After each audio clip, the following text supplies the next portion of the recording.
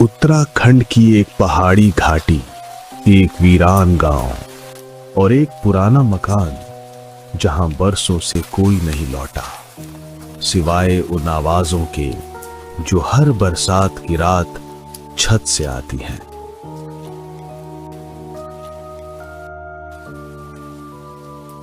आखिरकार पहुंच ही गया बिरवाड़ा गांव।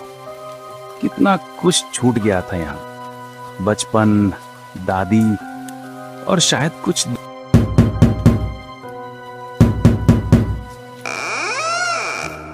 आ गया तू मेरा पोता। देखो बारिश भी तेरे साथ आई है। लगता है दादी बारिश मुझे ही वापस खींच लाई। रात के 12 बज चुके हैं। कमरे की दीवारों पर सिर्फ लालटेन की कांपती रोशनी और तभी छत से आई वो पहली आवाज। दादी, क्या ऊपर कोई है? कहा ना, इस वक्त छत पर कोई नहीं जाता। पर दादी, कोई चल रहा है सच में। सो जा राजन, सवाल मत कर। दूसरी रात। राजन का धैर्य अब जवाब दे रहा था। टॉर्च लिए वो धीरे धीरे छत की ओर बढ़ा।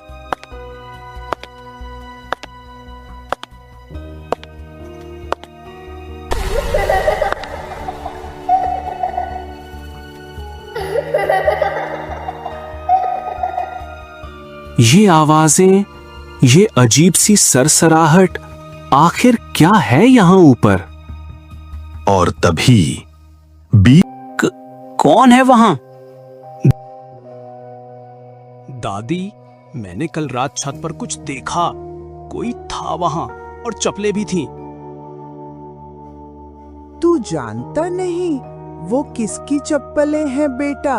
25 साल पहले तेरे पिता की सगाई एक लड़की से हुई थी, नम्रता। वो बहुत खुश थी, लेकिन उसे धोखा मिला और एक रात बारिश में उसने छत से छलांग लगा दी। वो चप्पलें उसी की थी।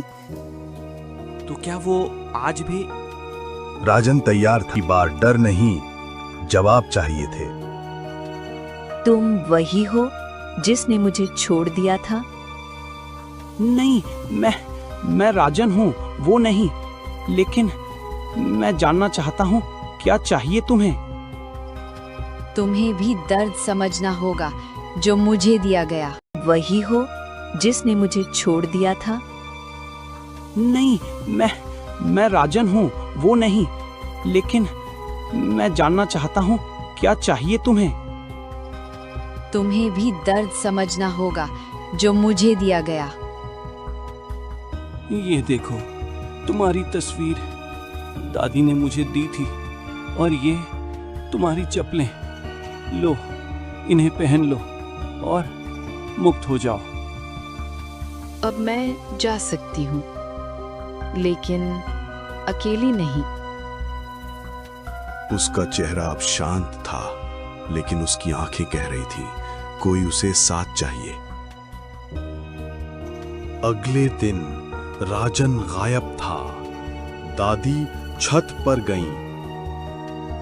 छत पर रखी थीं 3 जोड़ी चप्पलें, एक नम्रता की, दूसरी राजन की और तीसरी किसी बच्चे की, बहुत छोटी।